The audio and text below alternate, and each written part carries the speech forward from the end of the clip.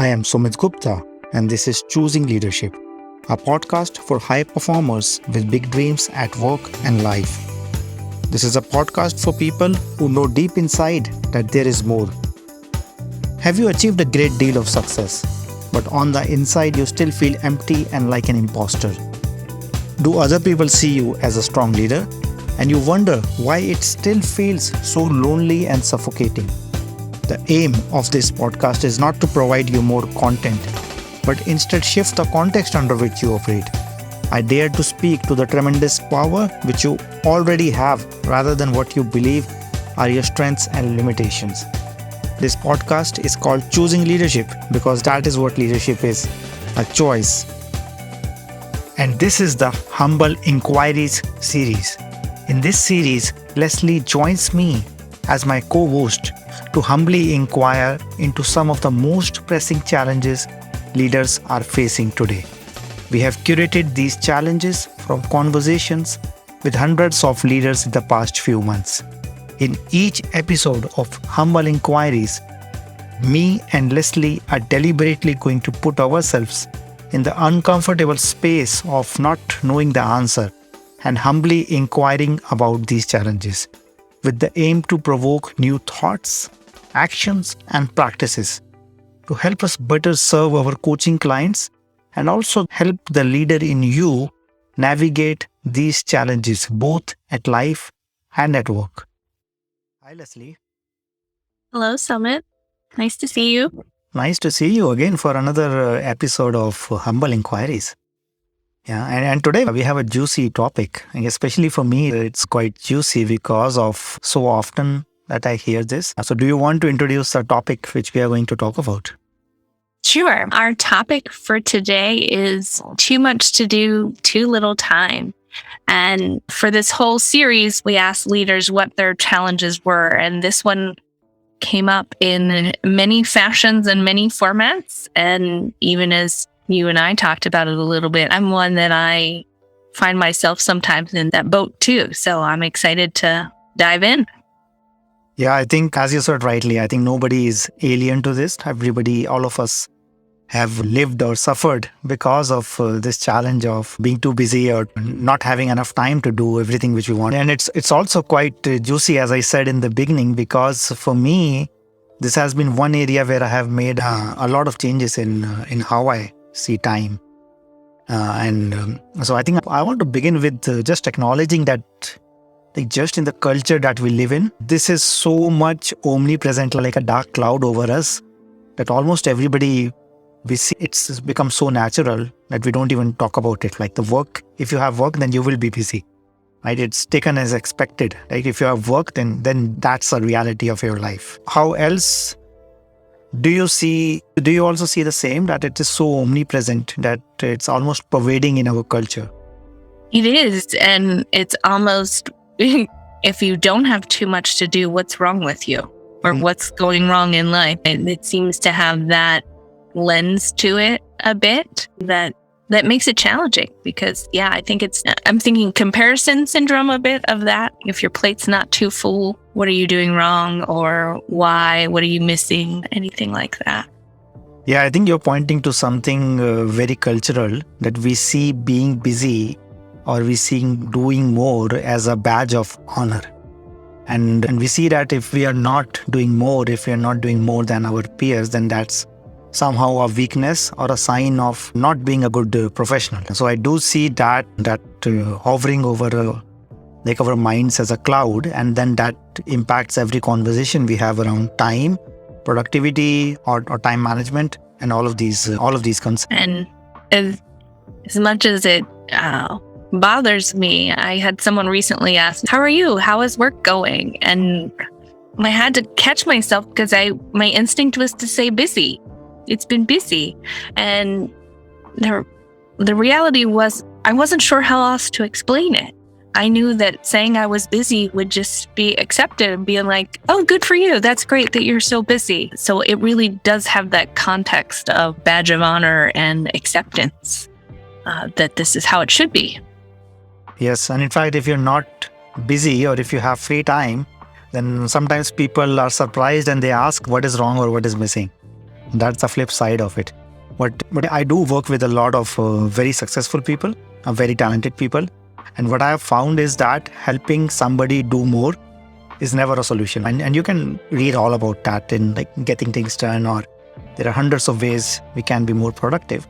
But what I have figured out is that doing more is never the solution, because the moment after I help somebody be more productive, in 2 weeks they have suddenly filled up their plate with more work, because these people are ambitious, successful people. So they're never lacking desire. So when it comes to time, even if you help somebody be more productive, there is always more work waiting. There is always more challenges waiting. And so doing work is never the solution. That's how I start these conversations. Yeah. So what is the solution?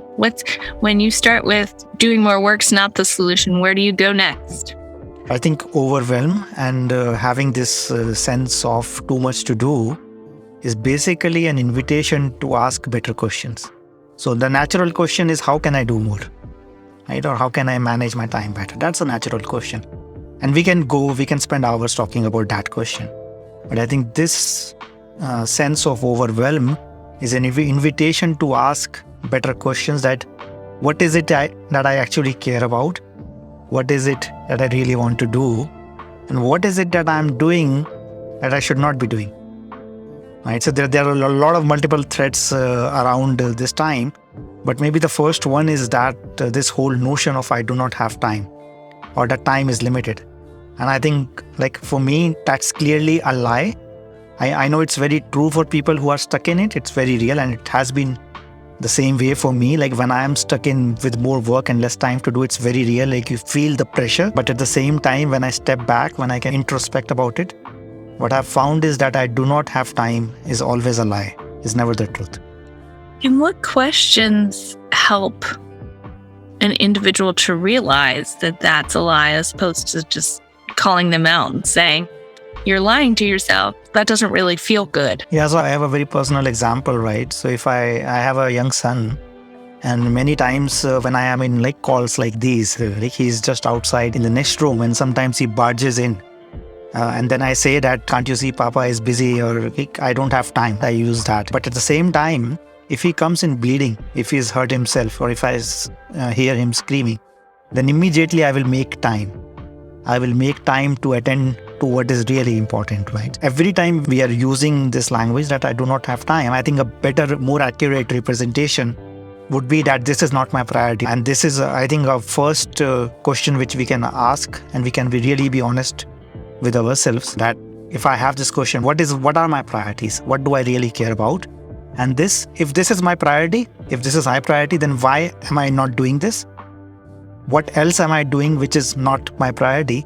And if this is not my priority, what is stopping me from refuse doing this? So that's always the first question to really connect with, that I do not have time is never the whole truth. There is something deeper beyond that.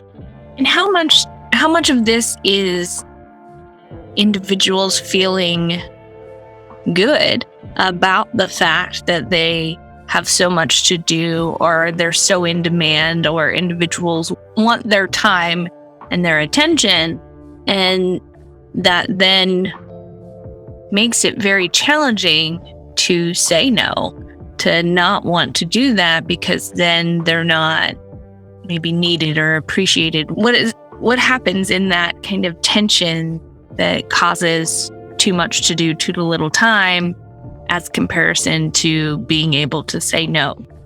Yeah, I think subconsciously, if you have that story that if I am not busy, then I'm not productive, or if I'm not busy, then I'm not valued, or I'm not important, then you are in the trap without even seeing that you are in the trap. And this plays a huge role, especially given the culture that we grew up in, given what we have learned from our peers, and also given the kind of company, the kind of employees we work with on a day-to-day basis. If my company has a culture of doing more, staying late just for the sake of staying late, or trying to show my loyalty or trying to show my productivity just by staying late or spending more hours at work, then that can subconsciously play a role. A very good question to ask yourself, is it about doing more or spending more time? Or is it about producing more value? Is it about really producing change or impact in what I care about? And then how to measure that from what really matters to me as an individual, But then what really matters to my team as a team? What really matters to my company as a company? What is really valuable to me personally rather than spending time? And then how can I create that value without spending that amount of time? So that's a very good question to explore. How does that sound?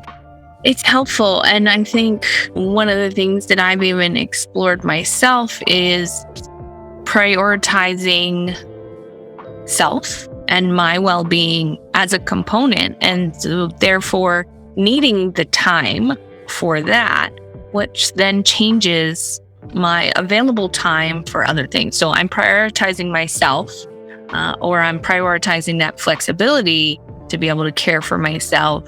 So then what is left? And as you were talking, I was thinking, I went about it very methodically, like, here's my pieces of the pie, and here's how each slice, each hour, all that. And even as I did it, I fell in the trap of my work hours needed to be 8 to 4 or 8 to 5, something typical, whereas that doesn't necessarily work well or serve me well each and every day. So how to change that and ask different questions to what you're saying. What is a priority? And therefore basing the time on the priorities, as opposed to saying, I have all this time and I'm going to fit my priorities into the time. I don't know if that makes sense. Yeah, it makes sense. I think because of the often subconscious and cultural nature of it, we do not realize the cost of it. But there's always a cost. Not being able to spend time with family, not being able to focus on personal stuff or your hobbies or passions. There is always a cost in something which get deprioritized. When we feel that we are obliged to work or to do something which we don't really want to do. So that's the first element of really asking ourselves, what is the cost of operating this way? And is that okay with me? And if that's okay with you, then yes, wonderful, continue on that journey. But if you identify that something is missing and that is not okay, then the question is staring in your face, and what is stopping you from making the change? It might not be an easy question, but it's still a very valid question to explore. Maybe not to have an answer to immediately, but to explore. And exploring and figuring it out is helpful, and only you as the individual can decide what path to take, what changes to make. And some you may need, say, permission or exception, depending on the type of organization you work in, if that means changing hours, or you don't have the capacity to do all of these things and you actually need to say no. What does that really look like? I actually just today read an article on, it was probably 2 pages of creative ways to say no. And I chuckled at myself, like, this is silly that I need to read an article on how to say no. I'm the one I have my own business. I'm the one that has that privilege. But reading it was like, oh, wow, it makes it sound very simple and not rude. I think sometimes saying no feels rude. And so then I don't want to say no. I care too much and I want to help people, and saying no is going to disappoint them. Whereas if I don't say no, I may be disappointing myself or someone else because I'm creating a conflict and an inability to manage all that I have to do. Yeah. And exactly as you're sharing, right? No is the most powerful word, and also one which most people find it difficult to speak because of everything which you share, right? It appears rude, or you are scared because it might appear as rude or impolite to somebody else. And then maybe there is a cultural notion that we are always expected to say yes. Otherwise, we are not being productive, or we are not being a good employee or a good whatever role that you do, especially when it comes to dealing with hierarchy, when it comes to talking to your boss, when it comes to talking to anybody where you have a hierarchical relationship. Saying no is not easy, but at the same time, not being able to say no has a huge cost, which we often don't realize in that moment. Right? Yeah, and I'm going back to then, why is it easier to say no to our family or friends? In your example of your son, no, not right now, I don't have time. Or if someone asks me, can you do this personally on such as, no, I don't have time.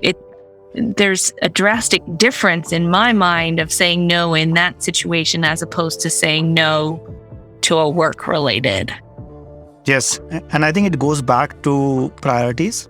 It also goes back to those societal notions of what is expected at work, what is expected in different relationships. And that makes it easier or difficult to say no with the different people or different conversations.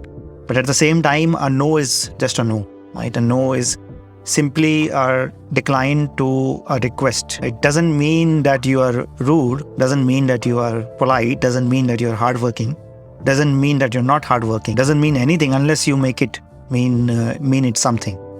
So no is a simple word. No is a full sentence in itself. And exactly a lot of the issues which we normally bucket under the terminology of time management or overwhelm are actually coming from an inability to say no to things which are not in our priority, or which doesn't take care of what we really want to prioritize or what really matters. And that stops us from having the value conversation as well. Is it about spending time or is it about producing value? And then if it is about producing value, then how can I produce the same amount of value in less amount of time? Or is it the right time to actually be spending on this? What is the value that each task is producing? And then always to connect it back to the team's role and what is the value that is productive for the team as well. Does that make sense? It does. I think the challenge is how to put that into practice, how to get good at that. Because if it were that easy, we wouldn't need to be having this conversation. Like, it wouldn't be such a hot topic that came up from so many people that you and I talked to, and even myself. I'm putting myself in that boat. I think I'm still questioning. Yes, yeah, and your questions are most welcome, right? Because it's not easy. It might sound simplistic, but it's never easy to put it into practice. Often I see my calendar suddenly filled up and I have no time to take a break between meetings or to really focus on myself. So instead of asking again the question of how can I do more, a better question is how did I end up with this in the first place? What could I have said no to earlier? And now standing where I am right now, what can I say no to? Either for my calendar today, but also if not today, then for my calendar in a week or in a month from now. And I think time management, right? I think we use this word a lot, but I think itself is a misnomer because you can't really manage time. You can only manage what you do in that time period. Everybody has the same amount of time. So it's not like you're squeezing in more hours. It's not like you're getting more hours. So it's only about how you choose to utilize your time or what you really want to prioritize. It's never about managing time. It's only about managing your priorities and then your energy. I think that's another component of how productive we are. It's not only about the time spent, but it's also about what energy and engagement we bring into that task. Yeah, and you talked about your calendar filling up, and then you start that cycle of how did I get here? How did I do that? And it's sometimes I don't even go there. I just start flipping ahead to get to a place where it looks cleaner. Okay, there's light at the end of the tunnel. I'm going to get through this. And yet it continues to happen because I haven't backed up to really ask the questions of what I allowed and how can I protect my time differently as well as energy, because that is something that can definitely impact. You may still have just as many things to do, but reorganizing it makes the energy flow and your productivity go up instead of trying to force it in a time frame that might not be ideal. Yeah, and as you're clearly pointing out, taking a step back, taking a pause to actually ask a different question. Rather than asking how can I do more, asking a different question, taking a step back is the first step to explore this difficult topic of priorities or what is it that I want to say no to. Unless you take a step back, you are continuously in that wheel. And this reminds me of a story. I think I read it somewhere. But this is a story about a person who was in such a hurry to get somewhere that he ran out of fuel. And when his car broke down and somebody asked him that why, if this meeting is so important to you, then why didn't you stop for fuel? And his reply was didn't you just hear me? Because I was in such a hurry. I was already late. So I had no time to stop for fuel. So sometimes taking a break and taking a pause, taking a step back and reflecting could be like refilling. the pause is super powerful. And how do you weigh that out in the moment where you're, in your example, you're running late, but you're risking running out of gas, which will most definitely make you late. So in that situation, figuring it out in the moment, but more importantly, reflecting afterwards, how did you get into this situation where you knew you had that meeting the next day and your gas tank's not full, or whatever that may be? What did you prioritize in that moment? So really digging deeper and going backwards from the situations to figure out how you got there to learn to create a different path forward, as opposed to, I was thinking like, oh my gosh, this always happens to me. That's the type of reaction that I could see coming up. And what does someone do with that type of reaction? Yeah, I think in the moment you have no other way. If you have committed to something or if you have overcommitted, then as you said, you have to get through the day or get through that commitment. And then after that you get, because if you are too busy, then you cannot take a pause in the middle of a meeting, right? You cannot take a pause if you don't have space to pause between meetings. But the next time, what you can do is, the next time you schedule meetings, you can keep for 5 minutes or 2 minutes pause between the meetings, right? So there's always a place where you find yourself in overwhelm, and then you get through that. But then you ask the really important question that how did I land there? And then what do I need to do so that this doesn't repeat in the future? And as a leader, when you have a team and you see this happening in your team, what do you do?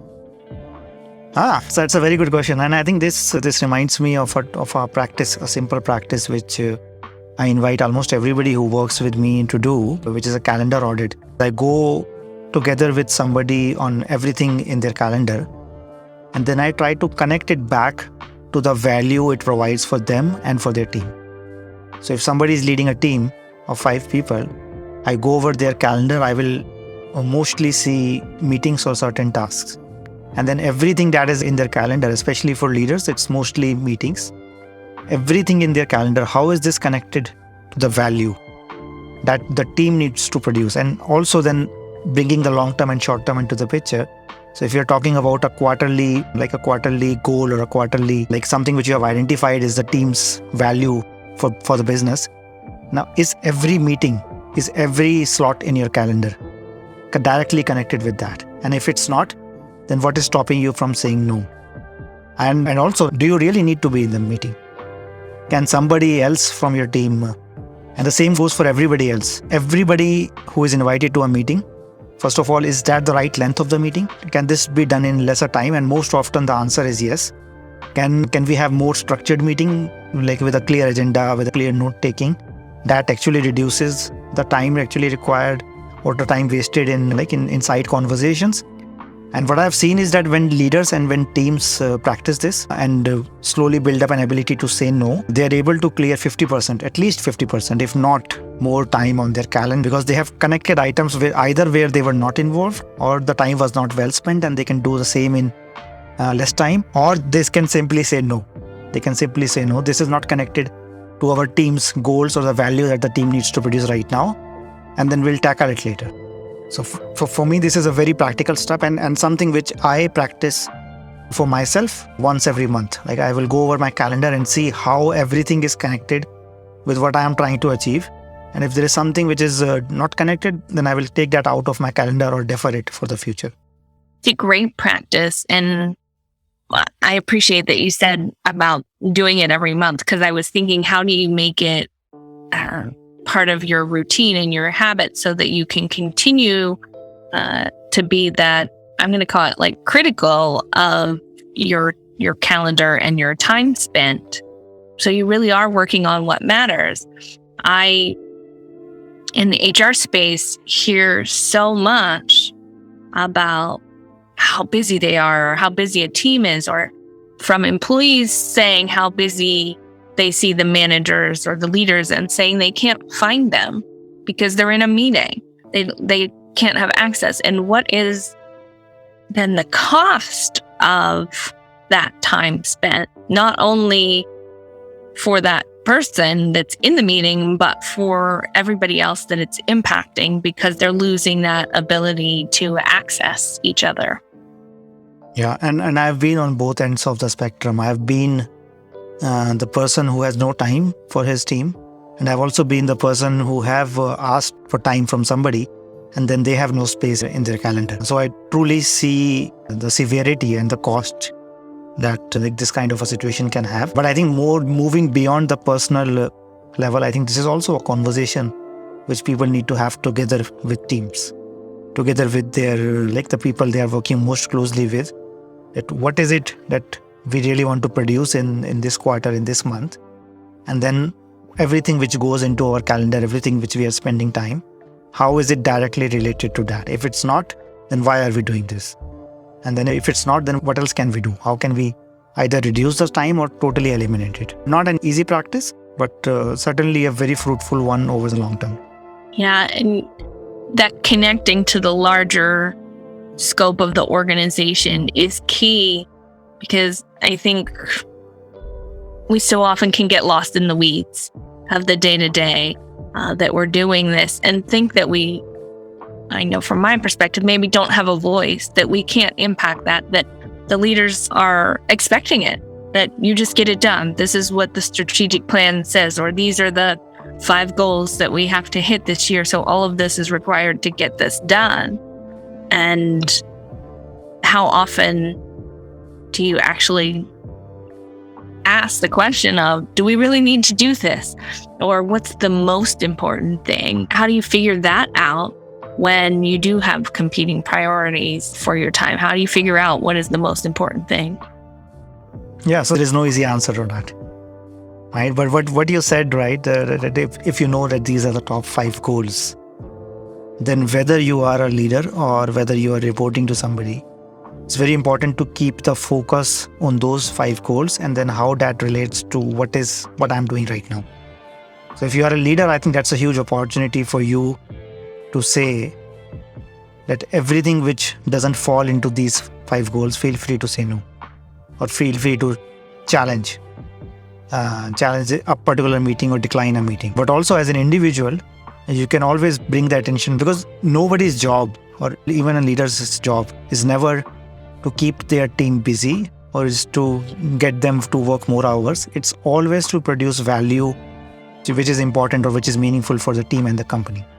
So if you have identified those goals, if you have identified those priorities, then the only thing you need to really do is to put your absolute focus on those priorities and then say no to everything. And those set of priorities cannot be 50 priorities. They can be 3, they can be 5, but I don't think they can be more than 5 in a period of a year or in a period of a quarter. So if you identified the priorities, I think that's already half the work done. And then you only need to create the space where it becomes okay for people to say no to what doesn't fit into those. When you were talking, I didn't want to interrupt, but I was ready to say, what do you mean you don't have all the answers to fix this, Sumit? You said that it was challenging and you do have to ask the questions. And depending on your role in any organization or any situation, it takes courage to pause and question, why are we doing this? Is this necessary? How could we do it differently? I thought about leveraging technology to make that, just like you said, with the back-to-back meetings. How can you use a schedule tool to put breaks in there and force it for you? But there's no magical potion for solving the too much to do. Exactly. Yeah. And nobody has all the answers. And you mentioned courage. I think this is very relevant because almost everything related to leadership requires courage. So yes, taking a pause and having to challenge either your own assumption or somebody else's assumption obviously requires courage, and it might not be easy at first. But yes, there is no easy way out of it. If there is a difficult assumption or cultural some story which we need to break, then we need to confront it and then move past it. Yeah. So what do you do about it? Where do you get started in stopping the cycle of too much to do? Yeah, I think I'm sensing a down mood, like a negative mood. And I know this conversation can sometimes become disempowering. But for me, to realize that everybody has 24 hours, no matter what they do, whether I am an employee as an individual contributor, whether I am a manager or whether I am a president of a country, everybody has 24 hours. not a second more, not a second less. For me, realizing that is a very empowering and liberating feeling. So it might sound like a disempowering thing, but for me, time is a huge equalizer. So no matter who we are, we all have the same amount of time. So for me, that is the first step, always to see that it's about time. And then, is it that my time owns me, or is it that I own my time? Like, do I get to choose where I spend my time? Because everybody has 24 hours. The only question is, how are you prioritizing? What are you saying yes to? What are you saying no to? Does that have the same kind of empowering effect on you or not? It does. And yeah, I go very practical in this. So even having the conversation with you and pulling back to that, because my instinct when you were like, everybody has the same 24 hours, I require a lot of sleep. I require more sleep than other individuals have. And sometimes when I ask them how they're getting so much done, it's because they only sleep 5 hours a day. I sleep 8 or 9. So automatically my time frame looks a little different. But maybe because I get that much sleep, I'm working at a higher performance level than they might be on their 5 hours. I don't know. That just came to me in how to reframe the story I'm telling myself of, well, I need more sleep, so therefore I have less time in my days. It could require some different perspective. Yeah, I think what you're pointing to is time is not proportional to the output that we produce. So even if you have less time, you can still produce more output. And that's the time versus capacity distinction, that yes, time is limited and time is the same, but capacity can be different, right? So you can improve your capacity to do something in less amount of time or in the same amount of time than somebody else. So yes, time is limited. We cannot cram more hours into the day, but at the same time, we can get better at doing what we are doing. And then there are multiple ways to increase your capacity, especially if you're a leader. Then the first thing which I spoke about is about prioritizing, about connecting it to what is really important in the short term as well as but then also about if it's about a skill, if you are doing something, then how can you get better at that skill?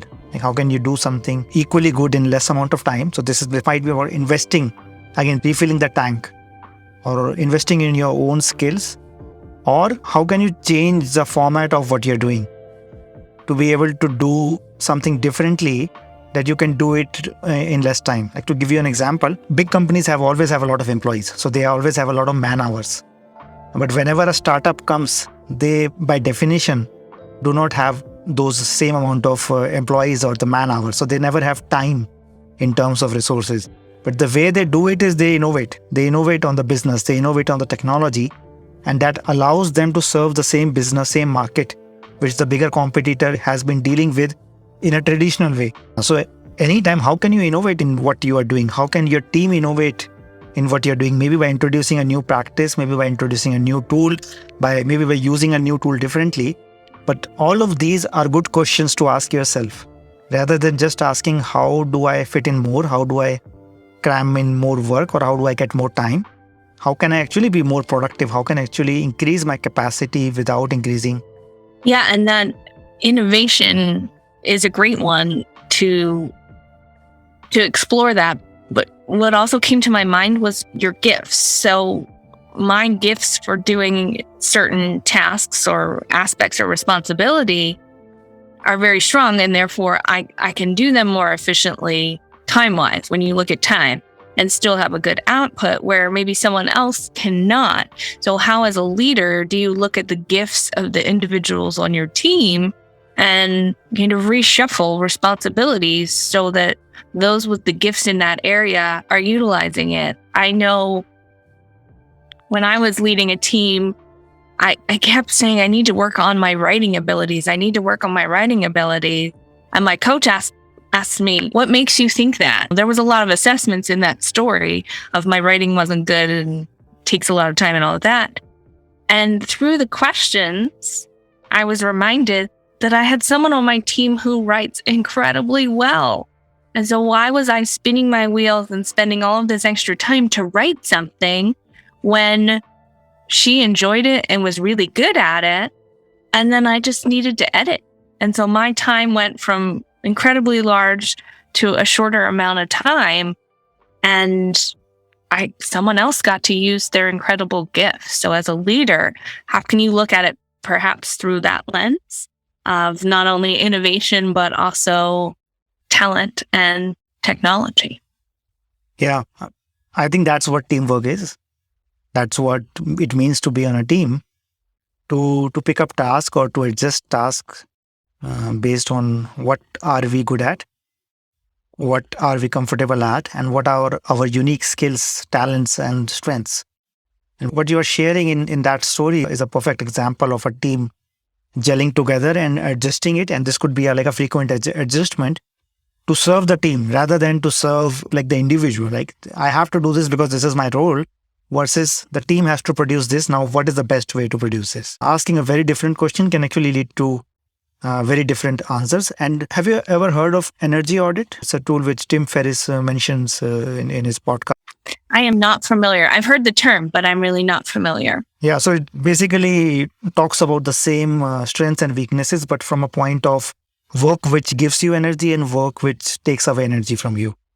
And what he suggests is that every time you identify work which takes away energy for you or which is difficult or disempowering for you to do, always figure out a way to stop doing it. And that could mean, can you delegate it? Can you not do it? Can you really say no to it? Or if all of these are not options, can somebody fill in for you in that particular task? And maybe you can fill in for somebody else for something which you like. Or if nothing else works, then can you make it fun? Can you do it in a different way that makes it enjoyable? Because every time anything you do which saps energy, it not only impacts only that work. It not only impacts only that task, it impacts everything else. Yeah, that's a great tool to have and explore. And I'm sure also requires a bit of effort in figuring out what does give you energy and what doesn't. And some of that is reflecting on your day. After you have that crazy scheduled day, how did that feel? What did that look like? Or after each meeting, did it fill you up and energize you, or did it drain you? And then how do you recover? So I think that's a great way of really auditing yourself to figure out how you can change. Yes, and as you pointed out earlier, all of this requires courage to really question yourself that what could I have said no to, but I said yes to? And then now, can I say no to that? What is it like that really needs to be said? What is it that I really want to say, but I'm like beating around the bushes, which takes more time than it really needs? What is stopping me from really asking either for what I want or to sharing what I really genuinely feel? It saves a lot of time. But yes, as you said, it takes courage to build that as a practice.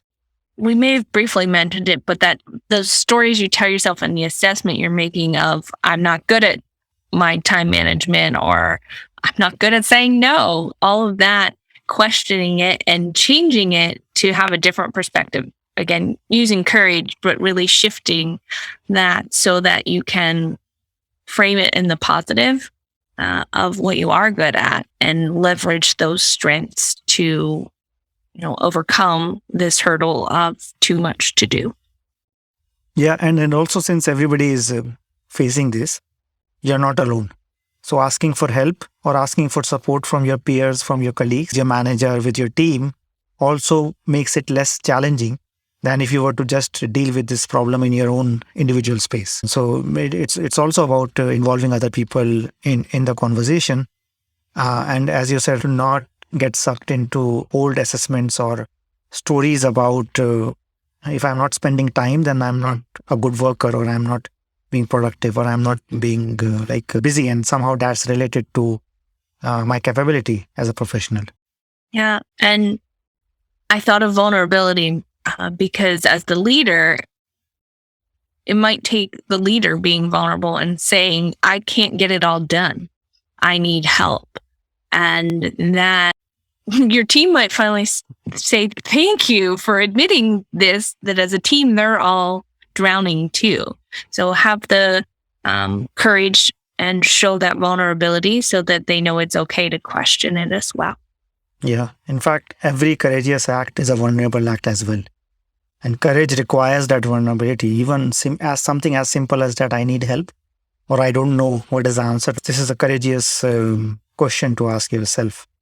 And it requires opening up. As you said, it requires really opening up. But what I've learned is that it might feel threatening or difficult for you, but opening up and sharing something which you have never shared before also builds trust in others, also builds strong relationships. So it's a very powerful practice for, especially for leaders and then for everybody else. Yeah. And so I think we have covered this topic from multiple angles. And how would you like to conclude? Like, how would you summarize what we have talked about? I think the greatest summary is coming back to being humble about it. We all experience too much to do, and changing our lens to say there's not enough time to instead ask questions and explore would be what I would suggest, and base it on, what do you care about? What are your priorities? Really stepping back and looking at that whole big picture and make adjustments. And just because you make an adjustment today doesn't mean it's the same one that works next week. It's a constant process of revisiting and re-questioning to see how you can move forward and not be in that space of, I'm busy right now, I can't do that. Yes. And I think exactly that. I think overwhelm is an invitation to ask better questions rather than the one which is like, how can I do more or how can I get more done? There are better questions to ask, which might not be easy, but then there is a lot of value at the end of those questions. Great. Yeah. Does that look like a good place to end today? I think so. I'm going to go check out my calendar and see what I can get rid of. Yeah. Let's make it a practice for us as well. Well, yeah. Thank you, Leslie, for your time and engaging in this conversation today. Thank you, Sumit. That's it for this episode of Choosing Leadership with Sumit Gupta. I choose leadership every time I record this podcast, and I invite you to do the same.